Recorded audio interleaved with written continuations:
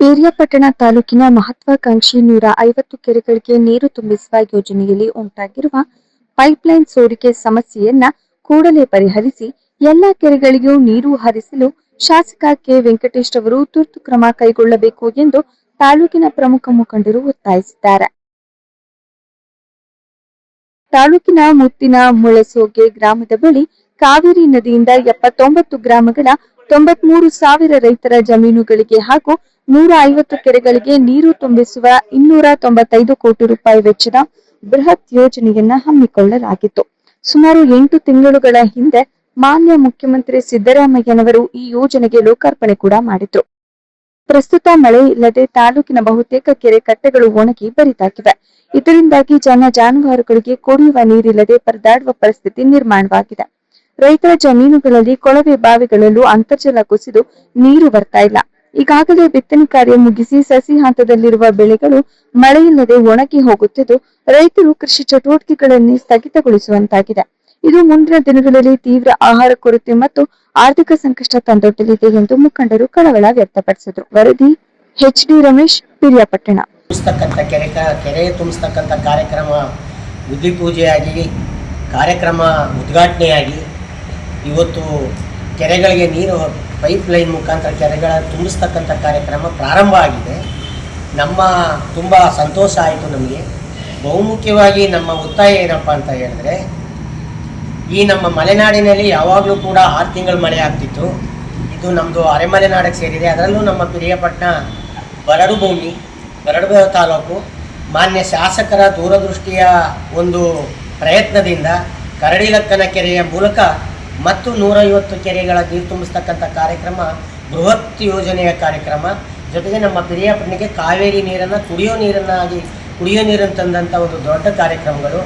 ಈ ಕಾರ್ಯಕ್ರಮಗಳು ಯಶಸ್ವಿಯಾಗಿದ್ದಾವೆ. ಪೈಪ್ಲೈನ್ ಆಗಿದೆ, ಕೆರೆಗಳಿಗೆ ನೀರು ತುಂಬಿಸ್ತಾ ಇದ್ದಾರೆ. ಕೆಲವು ಕಡೆ ಪೈಪ್ಲೈನ್ ಲೀಕೇಜ್ ಆಗ್ತಾ ಇದೆ.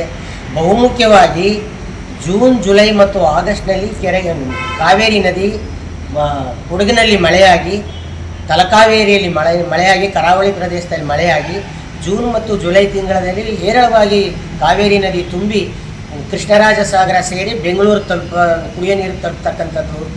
ನಮ್ಮ ಒತ್ತಾಯ ಏನು, ನಮ್ಮ ಮಾನ್ಯ ಶಾಸಕರಿಗೆ ಅರಿವಿದೆ ಇದರದು. ಜೂನ್ ಜುಲೈನಲ್ಲಿ ಏನು ನೀರು ಪೋಲಾಗ್ತದೋ ಕೆರೆಯಿಂದ ಹೊಳೆಯಿಂದ ಜೂನ್ ಜುಲೈನಲ್ಲಿ ಕೆರೆಗಳಿಗೆ ನೀರು ತುಂಬಿಸ್ತಕ್ಕಂಥ ಕಾರ್ಯಕ್ರಮ ಮಾಡಿದ್ರೆ ಮಾತ್ರ ನಮ್ಮ ಕೆರೆ ತುಂಬುತ್ತವೆ. ಮತ್ತು ಅಂತರ್ಜಲದ ಕೊಳವೆ ಬಾವಿಗಳ ಅಂತರ್ಜಲ ಹೆಚ್ಚುತ್ತದೆ, ಕುಡಿಯೋ ನೀರುಗಳ ಸಮಸ್ಯೆ ನೀಗ್ತದೆ. ಹಾಗೆಯೇ ರೈತಾಪಿ ಬರಡು ಭೂಮಿಯಲ್ಲಿದ್ದಂಥ ರೈತಾಪಿ ವರ್ಗಕ್ಕೆ ತುಂಬ ವ್ಯವಸಾಯಕ್ಕೆ ಅನುಕೂಲ ಆಗ್ತದೆ. ಮಾಜಿ ಸಚಿವರು ಆದಂಥ ವೆಂಕಟೇಶ ಸಾಹೇಬರು ಭಾಳಷ್ಟು ಅತ್ಯುತ್ತಮವಾದಂಥ ಕೆಲಸ ಕಾರ್ಯಗಳನ್ನು ಪಿರಿಯಾಪಟ್ಟಣ ತಾಲೂಕಿನಲ್ಲಿ ಮಾಡ್ತಾ ಬಂದಿದ್ದಾರೆ. ಅದರಲ್ಲಿ ಅವ್ರು ಮಾಡಿರ್ತಕ್ಕಂಥ ಕಾರ್ಯಕ್ರಮ ಒಂದೇ ಒಂದು ಕಾರ್ಯಕ್ರಮ ಬೇಡ ಅಂತಕ್ಕಂಥದ್ದಲ್ಲ, ಎಲ್ರಿಗೂ ಸಾರ್ವಜನಿಕರಿಗೆ ಉಪಯೋಗ ಆಗ್ತಕ್ಕಂಥ ಕಾರ್ಯಕ್ರಮಗಳು. ಅದರ ಜೊತೆಯಲ್ಲಿ ಈಗ ಕುಡಿಯೋ ನೀರಾಗಿರ್ಬೋದು, ಈಗ ಏತ ನೀರಾವರಿ ಇರ್ಬೋದು, ಅದಲ್ಲದೆ ಕಾವೇರಿ ನದಿಯಿಂದ ನಮ್ಮ ಕೆರೆ ತುಂಬಿಸಕ್ಕೆ 150 ಕೆರೆ ತುಂಬಿಸ್ತಕ್ಕಂಥ ಕಾರ್ಯಕ್ರಮ ಭಾಳ ಅದ್ಭುತವಾದಂಥ ಕಾರ್ಯಕ್ರಮ. ಕಾರಣ ಏನು ಅಂದರೆ, ಇಡೀ ತಾಲೂಕಿನ ನಮ್ಮ ಬಡ ರೈತರುಗಳಿಗೆ, ಎಲ್ಲ ರೈತರುಗಳಿಗೂ ಸೇರಿದಂಗೆ ಅನುಕೂಲ ಆಗ್ತಕ್ಕಂಥ ಒಂದು ದೊಡ್ಡ ಯೋಜನೆ ಮತ್ತು ಕಾರ್ಯಕ್ರಮ. ಇದೀಗ ನಾವು ಇವತ್ತು ಪಿರಿಯಾಪಟ್ಟಣ ತಾಲೂಕಲ್ಲಿ ಎಲ್ಲ ನೋಡ್ಕೊಂಡು ಹಳ್ಳಿಗಳಿಗೆಲ್ಲ ಹೋಗಿ ಬಂದಾಗ ಈಗ ಅಲ್ಲೇ ಸುಮಾರು ಒಂದು 2-3 ತಿಂಗಳಿಂದ ಮಳೆ ತುಂಬ ಕಡಿಮೆ ಆಗಿದೆ. ಆ ಕಡಿಮೆ ಆದ ದೃಷ್ಟಿನಲ್ಲಿ ನಮ್ಮ ರೈತರಿಗೆ ತುಂಬ ಕಷ್ಟ ಆಗ್ತಾ ಇದೆಯಲ್ಲಪ್ಪ ಅನ್ನೋಂಥ ದೃಷ್ಟಿನಲ್ಲಿ ಕೆರೆಗಳಲ್ಲಿ ಎಲ್ಲ ನೀರು ಬರ್ತೋಗಿತ್ತು, ಒಂದು ಸ್ವಲ್ಪ ನೀರಿಲ್ಲ.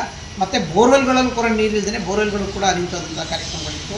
ಭಾಳ ರೈತರುಗಳು ಭಾಳ ಸಂಕಷ್ಟದಲ್ಲಿದ್ದಂಥ ಸಂದರ್ಭದಲ್ಲಿ ಈಗಾಗಲೇ ಒಂದು ವಾರದಿಂದ ಕೆರೆ ತುಂಬಿಸೋ ಕಾರ್ಯಕ್ರಮನ ಮಾನ್ಯ ಸಚಿವರು ಮಾಡಿಸಿದ್ದಾರೆ. ಅವರಿಗೆ ತುಂಬ ಹೃದಯದ ಧನ್ಯವಾದಗಳನ್ನು ಹೇಳೋದ್ರ ಜೊತೆ ವೆಂಕಟೇಶ್ ಅವರು ನಮ್ಮ ತಾಲೂಕಿಗೆ ಮಾಡದೇ ಇರುವಂಥ ಕೆಲಸ ಯಾವುದೂ ಇಲ್ಲ ಅಂತ ನಮಗೆ 90 ಭಾಗ ಅನಿಸ್ತದೆ. ಆದರೆ ಅದರಲ್ಲಿ ಎಲ್ಲದಕ್ಕಿಂತ ಮುಖ್ಯವಾಗಿದ್ದು ಅಂತ ಹೇಳಿದ್ರೆ ಈ ಕೆರೆ ತುಂಬಿಸೋ ಯೋಜನೆ, ಕಾವೇರಿ ನದಿಯಿಂದ ನೀರು ತಂದು ಕೆರೆ ತುಂಬಿಸೋ ಯೋಜನೆ ಇದೆಲ್ಲ, ಅದು ಇಡೀ ತಾಲೂಕಿನ ಎಲ್ಲ ಜನಾಂಗದ ಒಂದು ಸಂಬಂಧಪಟ್ಟ ವಿಚಾರ ಅದು.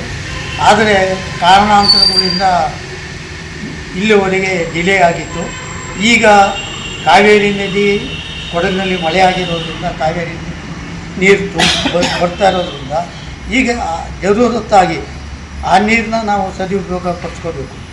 ಯಾಕೆ ಅಂತ ಹೇಳಿದ್ರೆ, ಇನ್ನು ಮುಂದೆ ಮಳೆ ಕಡಿಮೆ ಆಗಿಬಿಟ್ರೆ ನೀರು ಹರಿದು KRSಗೆ ಹೊಂಟೋದಾಗ ನಾವಿಲ್ಲಿ ಪರದಾಡೋಕ್ಕೆ ಆಗಕ್ಕಿಲ್ಲ. ಅದರಿಂದ ಈಗ ಅಧಿಕಾರಿಗಳು ಮತ್ತು ಸಾಹೇಬರು ಆ ಕಡೆ ಗಮನ ಹರಿಸಿ ಅಧಿಕಾರಿಗಳಿಗೆ ಜವಾಬ್ದಾರಿ ಕೊಟ್ಟು ಆ ಕೆಲಸನ ಮಾಡಿಸ್ಬೇಕು. ಎಲ್ಲೆಲ್ಲಿ ಲೀಕೇಜ್ ಆಗ್ತಾ ಇದೆ ಅದನ್ನೆಲ್ಲ ನಿಲ್ಲಿಸಿ, ಮತ್ತು ನಮ್ಮ ಬಲಭಾಗಕ್ಕೆ ಈಗ ಎಡಭಾಗಕ್ಕೆ ನೀರು ಹೋಯ್ತಾ ಇದೆ.